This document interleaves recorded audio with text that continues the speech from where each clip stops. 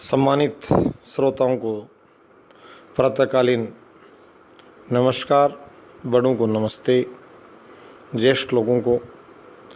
आज मेरा हिंदी के विकास में चैनल द्वारा प्रस्तावित योगदान, हिंदी के भारतीय संविधान में की गई व्यवस्था प्रावधान, अनुच्छेद 343 के तहत हिंदी को राजभाषा का दर्जा दिया गया कि संघ के कार्यालयों में हिंदी प्रयोग को बढ़ावा दिया जाएगा।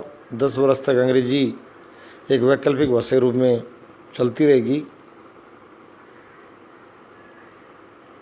और समय समय पर भारतीय नेताओं द्वारा भी हिंदी के विकास के लिए और वर्तमान में शासित दल भारतीय जनता पार्टी हिंदी के प्रसार और बढ़ावा के लिए समय समय नारेबाजी करती रही है। अपने प्रस्तावित उद्देश्य में शामिल रखा है हिंदी के विकास और उत्थान के प्रयास को।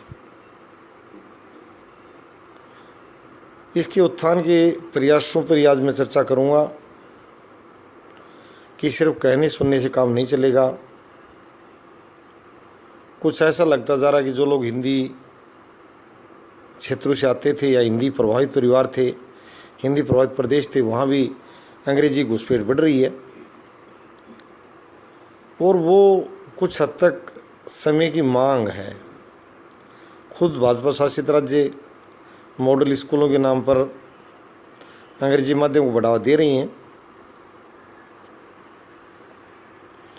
और जो गैर भाजपा जो दल हैं उन्होंने तो कभी हिंदी के संबंध बात की नहीं। यहाँ तक कि दक्षिण के क्षेत्रीय दल तो इसके प्रति विरोध भी दर्शाते रहे कि हम पर न थोपी जाए।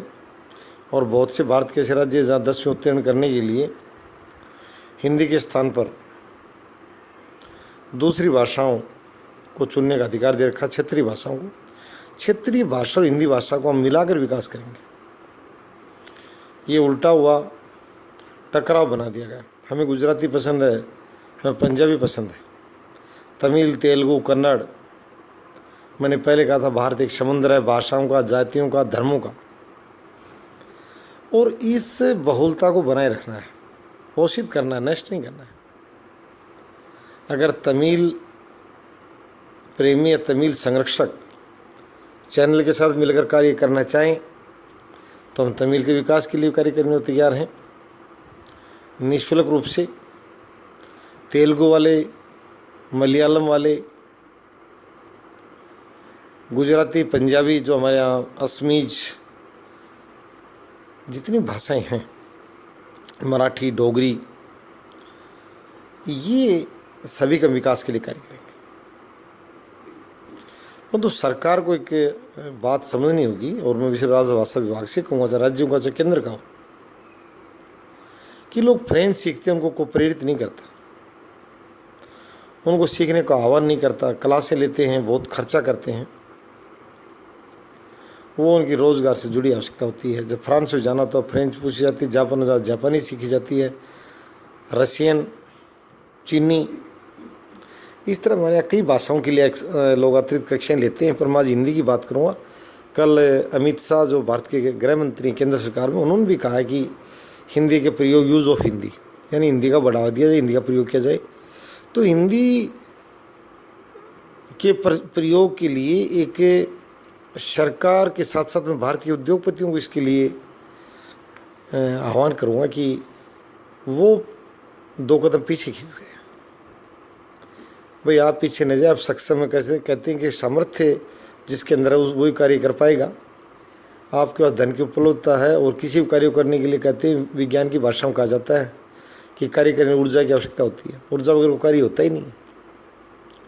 और वही बात है, यहाँ भाषा को अगर प्रोत्साहित करना है तो लोगों को ज़्यादा से ज़्यादा रोज़गार में और उस भाषा को पढ़ने वाले लोगों को भी पुरस्कृत किया जाए। आज मैं देख रहा हूँ संस्कृत भारत में कहाँ था और कहाँ पहुँच गया। कभी हिंदी उस दुर्दशा शिकार न हो जाए तो चैनल हिंदी और राजभाषा विभाग को और सभी शिक्षा मंत्रालयों से कहता है और मैं दक्षिण के राज्यों से भी एक आह्वान कर रहा हूँ कि हिंदी तेलुगु सीखें, मलयालम सीखें, तमिल सीखें, परंतु हिंदी को सीखना गुनाह नहीं है। अपॉर्चुनिटीज़ बढ़ेंगी, अवसर बढ़ेंगे। मैंने स्वयं को हमेशा बहुभाषी बनाने का प्रयास किया है। जब गुजरात का नेता गुजरात से बाहर जाए तो गुजराती से काम चला नहीं, वहाँ उसे हिंदी सीखने की ज़रूरत पड़ी। उत्तर प्रदेश में जाने पर, राजस्थान में आने पर। इसी प्रकार से मैंने देखा था पिछले दिनों जो पंजाब के नेता जो तक पंजाब की जनता को एड्रेस करते हैं वहाँ तक काम चल जाता, परंतु बाहर जाने पर उनके लिए पंजाबी एक बोझ बन जाती है। और जो पंजाब के जो नेता जो हिंदी पर अच्छी पकड़ रखते हैं वो अच्छे से बोल लेते हैं। मैं इसी बात मैं अंग्रेजी का और क्षेत्रीय भाषाओं, regional languages as well as English, और भी कोई स्पेनिश या किसी भी लैंग्वेज को सीखना चाहिए। मैंने बताया था कि भाषा किसी प्रदेश, किसी धर्म और जाति से बंधी हुई नहीं है। बांग्लादेश की मुस्लिम आबादी बांग्ला भाषा प्रयोग ज़्यादा करती है, उर्दू का कम, और लाहौर की जनता उर्दू का कम और पंजाबी का ज़्यादा करती है। तो ये कोई किसी धर्म, जाति, समुदाय और देश से अकेली बंधी हुई भाषाओं की सीमाएँ नहीं है। तो हिंदी के विकास के लिए क्षेत्रीय भाषाएं और अंग्रेजी, और मैं हिंदी के विकास की आज बात करूँगा। यदि राज्य और केंद्र सरकार या इनके अधिकारी अगर चैनल से सेवाएं लेना चाहें तो हमारे यहाँ जो पूरा जत्था वो हिंदी के प्रचार प्रसार में काफ़ी अपनी सेवाएं दे सकता है। और हम उनसे आर्थिक सहयोग, यहाँ एक बात ज़रूर आती है, लोग ये मानते हैं इसको कोई प्रलोभन होगा। भैया प्रलोभन नहीं है, मोनेटाइज्ड चैनल है। अगर इसके माध्यम से कुछ पैसा आता भी है तो हम हिंदी विकास के लिए 2 पैसे खर्च भी कर देंगे। आपके कार्य से अगर कहीं से कोई धनार्जन भी होगा तो हम आपको दे देंगे। निश्चित रूप से हम एक आत्मिक रूप से आपके साथ आना चाहते हैं, इस भाषा को बचाना चाहते हैं। विकास तो बाद की बात है, पहले इसको बचाए रखा जाए। मैं देख रहा हूँ जिन परिवारों में संस्कार चलन था वहाँ इंग्लिश ओरिएंटेशन या इंग्लिश का अभी विन्यासीकरण हो रहा है, झुकाव हो रहा है, चलन हो रहा है पढ़ने का, बोलने का, लिखने का। तो मैं विशेष रूप से कहूँगा, जैसे संस्कृत भारत में तेज़ी से आम जन से दूर हो गई थी पढ़ने, लिखने, बोलने में, वैसे ही इस भाषा को भी संविधान के अनुच्छेद 343 में सिर्फ लिखा न माना जाए। इसके प्रचार प्रसार के लिए सरकारें, सबसे मैं सरकारों को, जो पूंजीपति, मैं फौजियों की सूची तरह में 1000 आदमी पूंजीपति मानता हूँ भारत में, जो खरबपति से ऊपर जिनकी संपत्ति है, संपदा है, उन लोगों को हिंदी के विकास के लिए थोड़ा कार्य कर देना चाहिए। जैसे वो लोग को धार्मिक कार्य कर देते हैं, गुरुद्वारा, मस्जिद और मंदिर का। अजीम प्रेम जी और रतन टाटा जी इस बात के लिए जाने जाते हैं, कह रहे हैं कि कई बार वो इस तरह के राष्ट्रवादी फैसले लेने में उनकी अच्छी सोच मानी जाती है। तो मैं उन लोगों से कहूँगा कि वो हिंदी के विकास के लिए चैनल के साथ आएँ, अपने विचार साझा करें, और दूसरे शिक्षक, प्रशिक्षक और प्रशिक्षु जितने भी हैं, मैं सभी से कहूँगा कि इस चैनल को सुनने के लिए इसका सिर्फ टाइटलिंग में अंग्रेजी में, यानी इसका शीर्षक जरूर अंग्रेजी में होता है, और कई बार कुछ शब्दों का प्रयोग इसलिए किया जाता है कि जो दूर दराज या दक्षिण के राज्यों के लोग या विदेशी लोग जो सुने तो भाषागत समस्याओं को कम हो। बाकी हिंदी के प्रचार प्रसार को ये चैनल अपनी वरीयता में रखेगा और रखा है।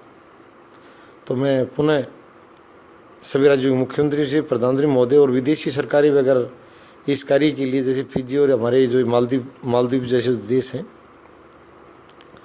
ये समझते भी इस बात को। श्रीलंका में तमिल समुदाय हिंदी से बड़ी आस्था रखता है, तमिल के साथ साथ नेपाल में काठमांडू में बड़ी संख्या में लोग इस तरह इस भाषा से लगाव रखते हैं। तो मैं ये कहता हूँ विदेशों में बसे लोग भी हैं, हमारे देश के बारे में कहते हैं 1 करोड़ 70 लाख या 2 करोड़ के आसपास भारतीय अनुमानतः विदेशों में रहते हैं।